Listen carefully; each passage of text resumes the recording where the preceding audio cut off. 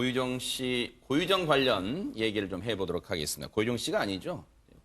인간답지 않은 사람은 씨를 안 붙이겠습니다. 고유정 관련 사건 얘기를 해볼게요. 먼저 그동안 관심이 증폭이 됐던 고유정의 현 남편이 드디어 입을 열었다고 하네요. 오윤성 교수님.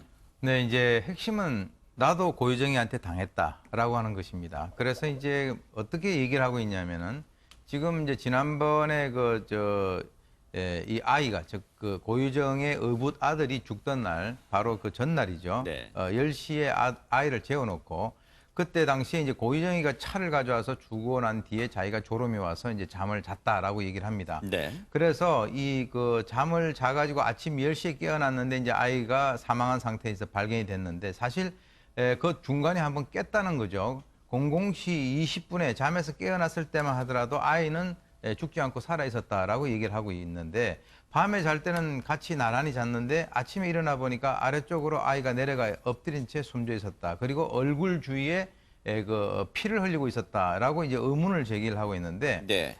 경찰은 이제 이렇게 그 의견을 제시를 하고 있습니다. 엎드린 상태에서 질식을 하게 된다면 입이라든가 코에서 피와 침 같은 것들이 나와서 그런 어떤 그 현상들이 있을 수가 있다.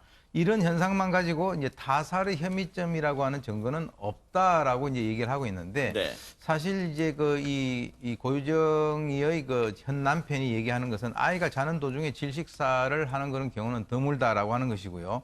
또 지금까지 알려져 있기는 자신의 다리가 아이의 배 위에 있어가지고 아이가 질식했다라고 하는 얘기가 있는데 그것은 오보다.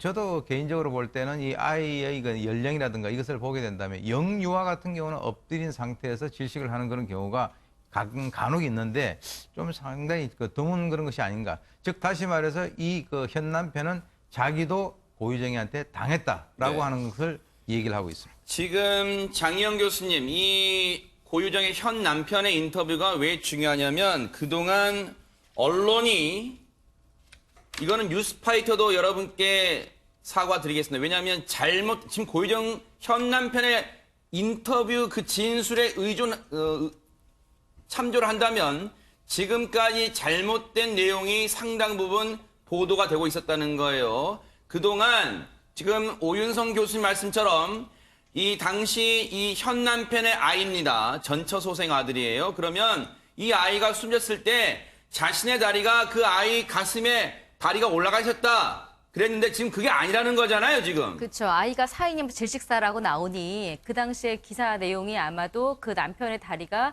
그 아이의 배 위에 올라가 있었고 질식사인 게 그래서 질식사인 걸로 알고 있었다라는 게 이제까지 우리가 언론을 통한 내용이었었는데 남편이 직접 입을 열면서 이제 본인이 한 이야기입니다. 그 자체가 오보다. 내 다리가 아들 배 위에 있었다라는 건 처음부터 오보고 아이가 질식사를 하니까 오히려 조사를 하는 경찰이 네. 혹시 종종 이런 일이 있는데 배 위에 아이 다리가 올라가 있거나 이래서 혹시 그 질식사가 일어난 것이 아니냐 이런 이야기를 처음에 경찰이 꺼냈고 그럴 수도 있겠네요. 자신이 이렇게 동의했다라는 거예요. 그래서 경찰이 종종 그런 경우가 있다. 그래서 그럼 그럴 수도 있겠네요. 이게 전부인 것이 자신의 진술로 이게 잘못 전달됐군요. 예, 됐다라는 경찰이 오히려 이런 경우는 어떻습니까? 그럴 수도 있겠네요. 자신이 이렇게 말한 게 전부다라고 진술을 하고 있습니다. 네. 그런데요. 지금 이 현 남편이 고유정의 현 남편이요. 그 청주에 살고 있던 사람요. 자신의 이제 인터뷰를 하면서 자신의 현재 직업 같은 걸 다 밝힌 거예요. 고유정의 현 남편이요. 소방관 응급구조 경력 10년의 소유자랍니다. 그런데 당시 아이가 자고 일어났더니 자기 다리 밑에 저 아래쪽에서 내려가 이게 자고 있는 부분 아래쪽이겠죠. 내려가서 엎드려 있길래 희망이 없는 걸 알면서도 심폐소생술을 했대요. 그동안 이 몸에 밴 그 응급구조들을 한 거예요. 당시 아들에게 시반 현상이 있었다는 건데 시반 현상이 대체 뭡니까, 최명규 원장님? 그러니까 시체에 반점이 생기는 거예요. 어. 그러니까 우리가 보통 때는 그 피가 계속 우리 몸을 돌고 있잖아요. 네. 그런데 우리가 사망하게 되면 이제 더 이상 심장이 작동을 안 하기 때문에 피가 멈추게 됩니다. 네. 그렇기 때문에 중력의 영향을 받아서 그 피가 아래로 쏠리게 돼요. 그러다가 보면은 거기에서 이제 나타나게 되는 건데 나중에는 굉장히 커다란 영향이 나타나게 돼요. 중력의 영향을 받는 곳에서는. 네. 그러나 처음에는 저는 아마 이 아버지가 발견했었을 때 그렇게 우리가 엄청나게 커다란 시반이 형성된 시점은 아니라고 생각이 돼요. 그러나 아마 전문가이기 때문에 시반이 생기는 어떤 존재를 갖다 알게 되었을 거고요. 네. 그렇기 때문에 만약에 사망한 후에도 어떤 이유가 있어서 계속 시신이 이렇게 움직였다. 그러면 시반이 형성되는 부위가 달라질 수도 있는 거고요. 그런 다음에 예를 들어서 어떤 분이 굉장히 따뜻한 물에서 사망했다. 그럼 또 시반이 형성되는 시간은 달라질 수 있습니다. 또 어떤 유족 같은 경우에는 이 시반을 갖다 마치 구타를 당해서 멍이 들어서 생긴 거를 오해해서 또 이로 인해서 또 분쟁이 발생하기도 합니다. 그러다 보니까 당시에는요, 경찰들이 그 시반 현상이 있었다고 경찰 조사에서 진술하니까 이 현 남편이요. 그랬더니 그걸 근거로, 그 진술 근거로 아이가 죽은 걸 어떻게 알았어요? 라고 되묻기도 했답니다. 그때는 뭔가 이 아버지도 의심을 한 거예요. 그런데 지금 박준 변호사님, 예. 그 아이는 석 달 전 3월 2일 날 돌연 숨을 거둡니다. 그런데 당시에 고유정이 연락이 두절된다는 게 대체 무슨 얘기입니까? 이 부분이 조금 의문스러운 부분입니다. 이 남성이 얘기를 하는 부분인데 조사를 적극적으로 좀 요청을 했다고 합니다. 좀 이상하다. 6살 아이가 질식사 되기가 쉽지가 않은데 요청을 했는데 경찰은 조사를 제대로 하지 않고 특히 고유정 관련된 경우는 15분 정도 한 차례에 걸쳐서 참고인 조사만 했다고 합니다. 그 이후에 고유정은 잠적을 했고요. 연락이 두절됐고 본인도 고유정은 뭐 만나지 못하고 있다가 이번에 이제 이 사건이 드러나면서 고유정이 저 장소에 가서 저런 행동을 하고 있었구나 알게 됐다고 합니다. 그 아들이 사망한 이후 3월 2일 날 이후 연락이 두절됐던 고유정을 찾고 있었던 남편, 애타게 이리저리 찾고 있었죠. 그리고 그 장례식장에도 오지 않았던 것은 뉴스파이터 전해드렸죠. 그런데 체포되는 순간까지, 즉 이번에 전 남편 살해 사건으로 체포되는 순간까지 무슨 일인지 이 현 남편은 아예 모르고 있었다는 거예요. 그런데 이것도 정말로 미스터리한 점이 많습니다. 그런데 오윤성 교수님, 남편을 의심하는 이유, 사건 당일 뭔가 이상한, 남편이 이 고유정을 의심하는 이유가 있습니다. 남편이 고유정을 의심하는 이유는 뭔가 사건 당시, 즉 자신의 아이가 숨지기 전에 뭔가 이상한 낌새가 있었다면서요. 왜 그러냐면 이제 자기가 이제 그 바로 전날 자기 전에 이 고유정이가 뭔가 이렇게 차를 줬다는 거예요. 네. 차를 줬는데 이제 본인은 굉장히 졸음이 와서 이제 잠을 잤다. 만약에 차를 안 줬다라고 하면은 의심을 안 했겠죠. 그런데 이제 차를 마신 뒤에 1시간 뒤에 잠이 들었는데 이제 일어나 보니까 이제 아까 같은 그런 일들이 벌어지고 아이가 사망해 있고 해서 본인은 이제 그 119 구급대 출신이기 때문에 그 심폐소생술을 갖다 열심히 했지만은 실제로 아이는 이제 그 소생하지 않았죠. 네. 근데 이제 경찰이 이것과 연관돼서 이 바로 이 그 현 남편이 얘기를 하고 있는 이 고유정이가 준 차가 이상하다라고 하는 거기에다가 초점을 맞춰가지고 국립과학수사연구원에 의뢰를 해가지고 네. 이 현 남편의 채모를 감정을 했다 그럽니다. 네. 그런데 이 채모에는 통상 그 체내에 1년까지는 이 수면제 성분이 그 남아 있는 것으로 지금 알려져 있는데, 근데 이 그 결과를 통해 가지고는 전혀 검출이 되지 않았다라고 하는 거죠. 그러니까 네. 경찰의 입장에서는 만약에 여기에서 채모에서 수면제 성분이 그 검출이 됐다라고 한다면 고유정이가 범인일 가능성이 굉장히 크다라고 경찰은 생각을 할 텐데, 네. 그것이 이제 그 나오지 않았기 때문에 이제 그 이 고유정이에 대한 어떤 혐의점을 좀 적게 보고 있다 이런 상황인데요. 네. 문제는 이 고유정이가 어부다들이 숨지기 넉 달 전에요. 네. 그러니까 작년 11월 달이죠.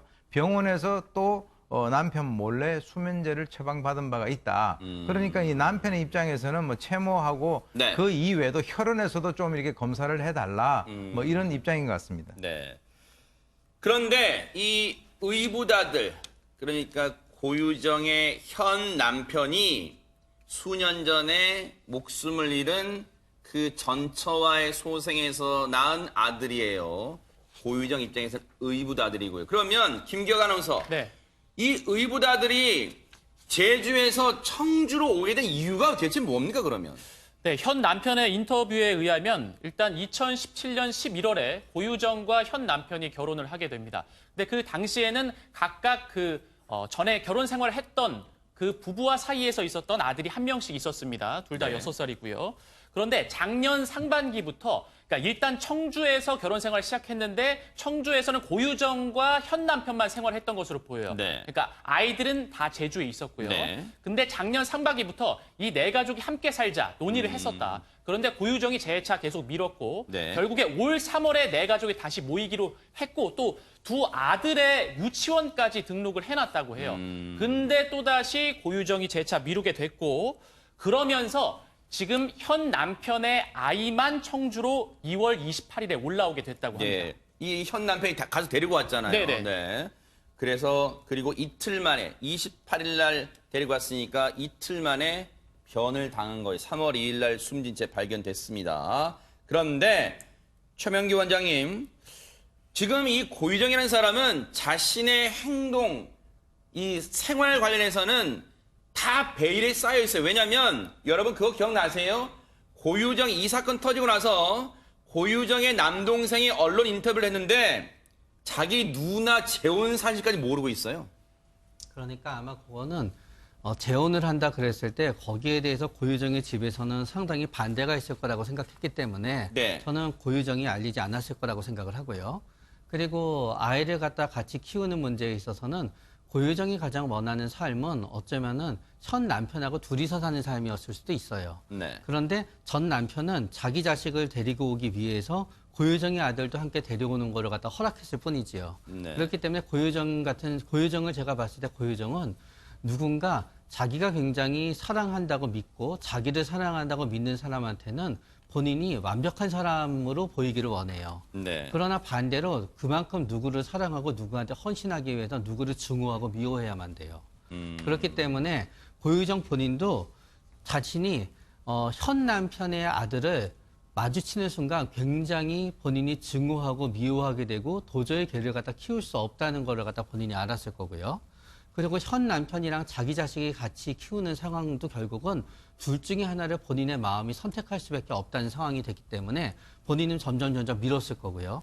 그러나 자신의 동의 없이 현 남편이 자기 아들만 데려오는 것을 생각했을 때는 분노가 치솟게 되는데 그 분노의 감정이 현 남편을 향해 가면 본인의 가정이 파탄나니까 그 분노의 감정에 있어서 현 남편이 데리고 왔다는 거는 잊어먹으면서 현 남편이 아들을 향해서 모든 감정이 갔을 거예요. 네.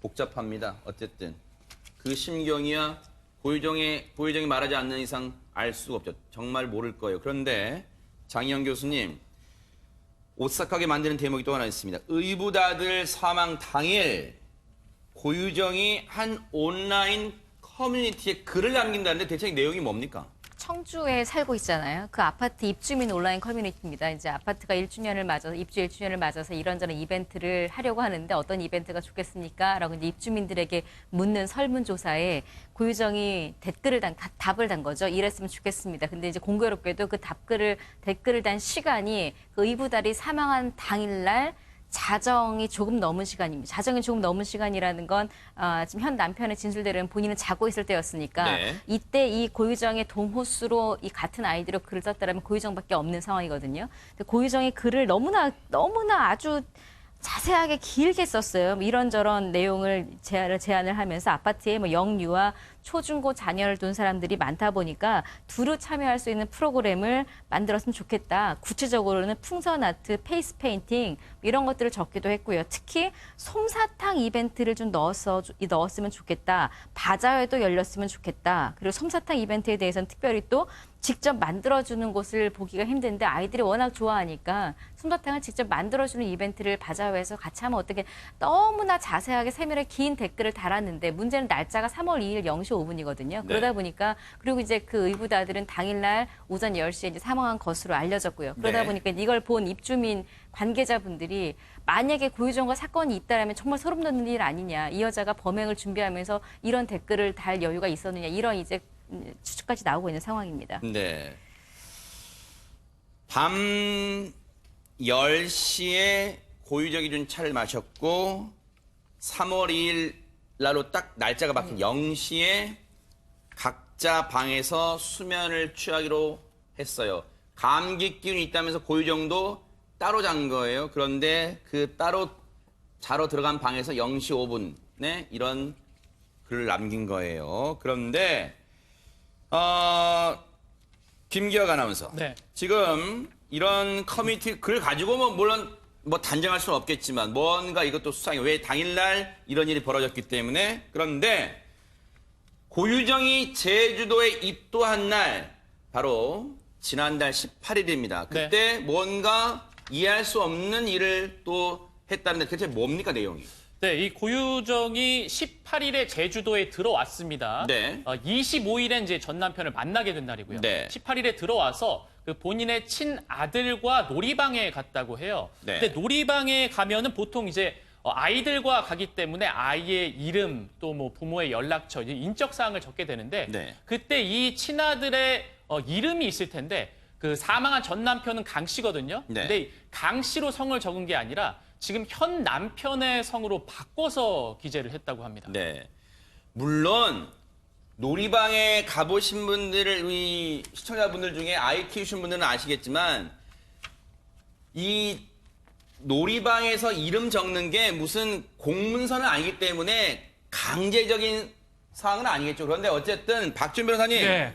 놀이방 가서 이름을 편의상 적을 수도 있겠죠. 그런데 우리가 미심쩍은 대목은 어쨌든 성을 자신의 지금 전 남편 그러니까 강 씨로 성으로 하지 않았다는 거예요. 현 남편으로 성으로 했다는 건데 이 성을 어떻게 변경을 했는지 그 부분을 좀 확인을 해야 되겠지만 네. 만약에 변경을 했다 그러면 이 우리 법상 민법상으로는 가정법원의 허가를 받아서 변경이 가능합니다. 네. 다만 자의 복리를 위해서 의견을 좀 묻고 어느 정도 동의를 좀 구하도록 돼 있거든요. 네. 전 남편의 동의 없이 현 남편의 성으로 바꾼다. 사실 약간은 좀 이해하기 어려운 부분도 있고요. 네. 만약에 그걸 통해서 했다 그러면 또 그것도 뭔가 좀 절차를 좀 위반했을 가능성도 있지 않을까 네. 추측이 좀 됩니다. 이게 오윤성 교수님 이 자체가 놀이방 가서 아이 성씨를 다른 걸로 적었다고 해서 이게 법적 처벌까지 아니겠습니다만 고유정의 마음에는 어떤 마음이 있었을까요?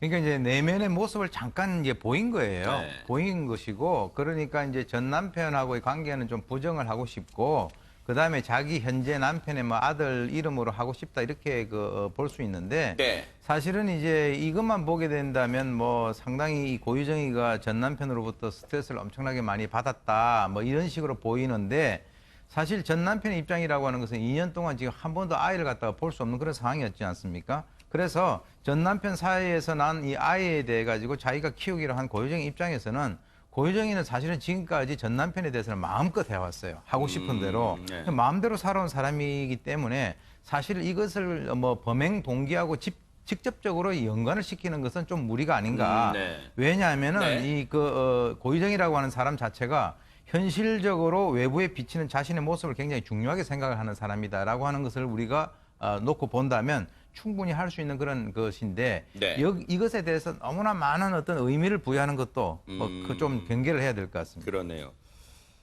고유정이요. 지금 검찰로 이제 송치는 됐습니다. 하지만 여기서 수사가 끝난 건 아니에요. 그런데 지금 진술을 하고 있답니다. 그런데 글쎄요. 고유정 입장에서는 범죄는 인정하지만 전 남편을 살해한 건 인정하지만 나름의 이유가 있었다고 항변하고자 하는 뜻일까요?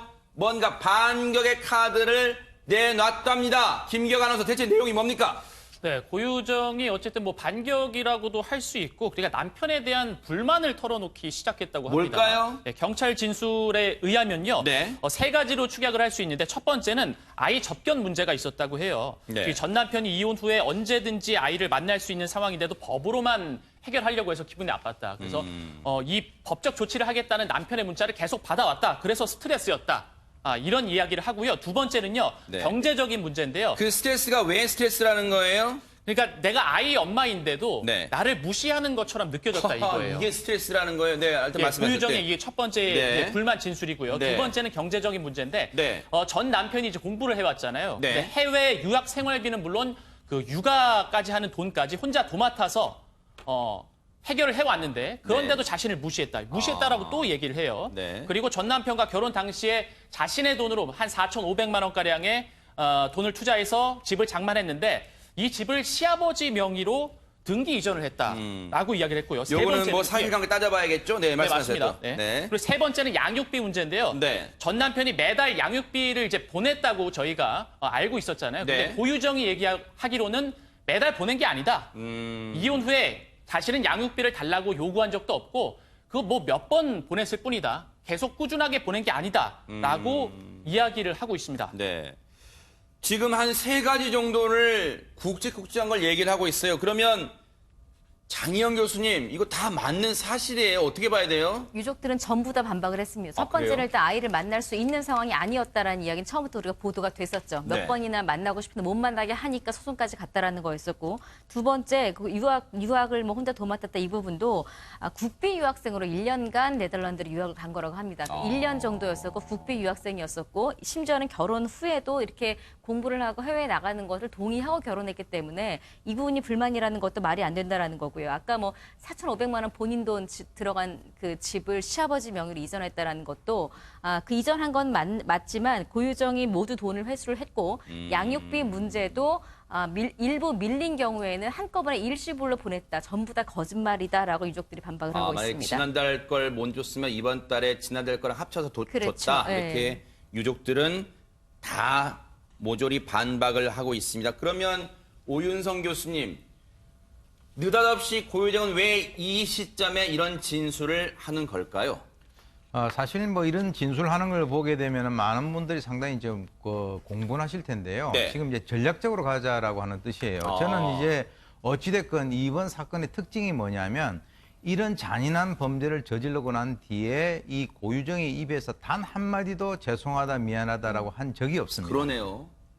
한 적이 없어요. 그러네요, 진짜. 그러니까 지금 이제 본인이 뭔가 살아남기 위해서 지금 또 그 피해자를 또 한 번 어떻게 죽이는 또 피해자의 유가족을 또 한 번 죽이는 그런 것이 아닌가라고 생각이 드는데요. 네. 왜 그러냐면 본인이 지난번에 증거 보전 신청 냈지 않습니까? 이제 손 이렇게 다친 거. 저 오른손 붕대 네. 감은 거 말씀이시죠? 네. 그렇습니다. 근데 이제 그것이 솔직히 말해서 자기가 범행하고 난 이후에 자기가 스스로 했었는지도 모르는 것이고 이 증거 보전이라고 하는 것은 저 오른손, 네네. 그렇습니다. 네. 그러니까 우발적으로 자기는 그 아이하고 같이 있는데 자기 그 전 남편이 자기에게 성폭행을 하려고 하다가 어떤 그 방어적인 측면에서 하다 보니까 자기는 손을 다쳤다라고 하는 그런 그 논리를 피고 있지 않습니까? 네네. 그러니까 결국은 뭐냐면 이번 저 재판에 있어서의 가장 핵심은 이게 우발이냐 계기냐라고 하는 건데 사실은 어떤 손바닥으로 하늘 가리는 그런 측면이 많은 것이 말이죠. 네. 그 이전에 이미 그 전 남편을 만나기 전부터 흉기를 준비를 했고 또 네. 휴대전화로 살해도구 시신유기라든가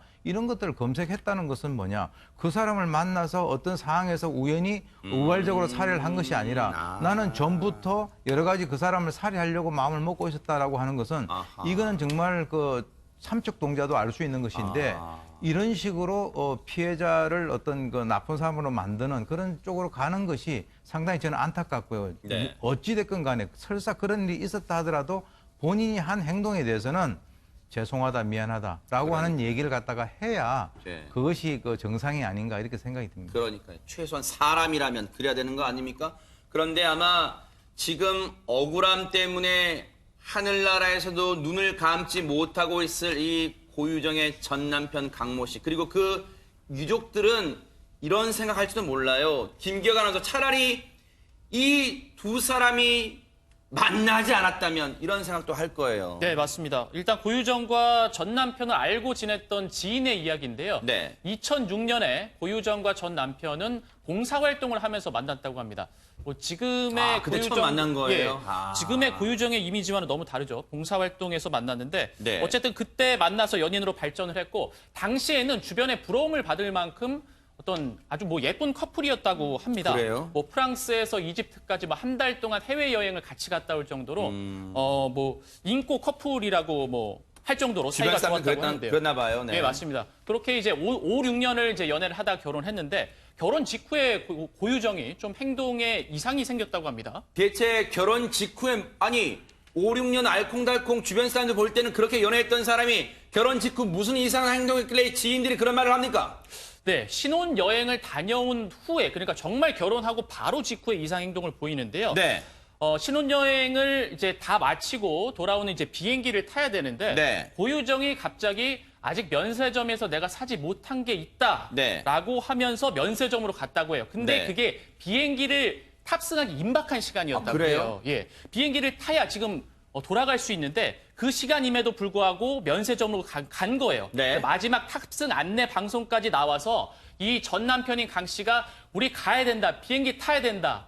그래도 돌아오지 않자 화가 나서 먼저 갔는데 이제 규정상 이제 전 남편과 아내가 같이 또 이게 예약을 했기 때문에 같이 타야 되나 봐요. 아. 네. 그래서 강 씨는 결국 그 비행기를 탑승하지 못하고 다시 면세점으로 갔다고 합니다. 아하. 그런데 돌아오니까 그 비행기 탑승 시간이 지났음에도 불구하고 고유정은 면세점에서 그대로 물건을 사려고 보고 있었다고 해요. 네. 결국은 두 사람이 예약한 비행기는 놓쳤다. 이게 지인들이 전하는 이상한 행동이에요. 그런데 경계성 성격장애라는 말 나와요. 지금 이 정신병력은 없다는 게 아직은 경찰 조사 결과는 아직은 고유정의 과거 정신병 치료를 받은 전력은 없다고 하는데 전문가들은 경계성 성격장애 아니냐라고 의구심을 갖고 있습니다. 이게 대체 뭡니까, 최명규 원장님? 그러니까 경계성 성격 장애는 이제 스프리팅이라고 해갖고요. 모든 걸 이렇게 딱 분리하는 그게 있습니다. 그러니까 항상 나는 맞아야 되고 세상은 전부 악합니다. 네. 혹은 내가 어떤 사람을 되게 좋아하면은 그 사람을 굉장히 좋아하는 대신 다른 사람은 모두 나쁜 사람이라 편을 딱 가릅니다. 그런 다음에 내가 누구를 처음 굉장히 좋아하는 동안은 그 사람을 위해서 모든 걸 헌신하고 그 사람이 완벽하다고 생각하지만 조금이라도 내 마음대로 행동을 하지 않게 되면 그때부터는 그 사람이 세상에서 제일 나쁜 사람으로 변해버리게 됩니다. 네. 그렇기 때문에 모든 논쟁이 있을 때 객관적 증거가 있음에도 불구하고 자기가 맞는다고 생각하기 때문에 항상 말에서도 꼬투리를 잡게 되고요. 네. 그러면서 중간이 없기 때문에 자아 정체성은 굉장히 왔다 갔다 흔들리게 되고요. 네. 따라서 굉장히 충동적이고 굉장히 격하게 되고 네. 때로는 그러면서 마지막으로는 유기불안이라 그래가지고 상대방을 굉장히 괴롭히면서도 이 사람이 나 막상 떠날 거야라고 하잖아요. 네. 그럼 또 못 떠나게 굉장히 격렬하게 막습니다. 네. 이 고유정 사건이 전 국민적 관심을 받다 보니까 언론들도 많은 보도를 쏟아내고 있다 보니까 검증된 것과 되지 않는 게 섞여 있습니다. 일단 몇 가지만 확인해 드리면 일각에서는 고유정이 모 대학, 제주에 있는 모 대학 화학과 출신이다. 이건 사실이 아니라고 경찰이 밝혀줬고 해당 과에서도 입장을 냈어요. 화학과 출신 아닙니다.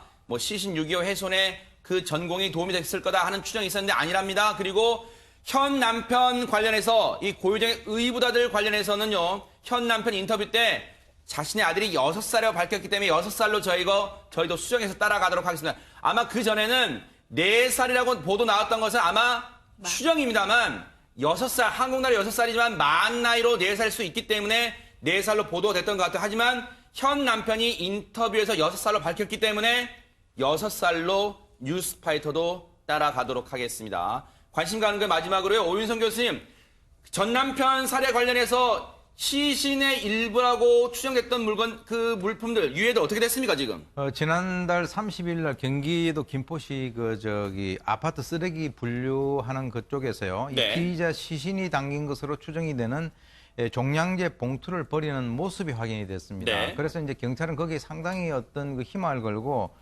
이동 경로를 찾아가지고 인천에 있는 재활용 업체까지 네. 유입을 해가지고 이제 확인을 했는데 네. 그때 당시에 이제 보도되기로는 3cm 이하의 뼈 조각들이 꽤 많이 나왔다라고 네. 하지 않았습니까? 네. 그런데 그것이 결국은 동물뼈로 밝혀졌습니다. 하하. 그래서 지금 이제 범죄 현장에서 발견된 머리카락도 DNA 분석이 곤란하다라고 하니까 네. 지금 이제 이런 여러 가지 것들이 시신이 발견되지 않기 때문에 네. 수사가 점차적으로 장기화될 가능성이 높다라고 봅니다. 아직까지 장례도 치르지 못한 유족들의 가슴은 얼마나 타들어가겠습니까?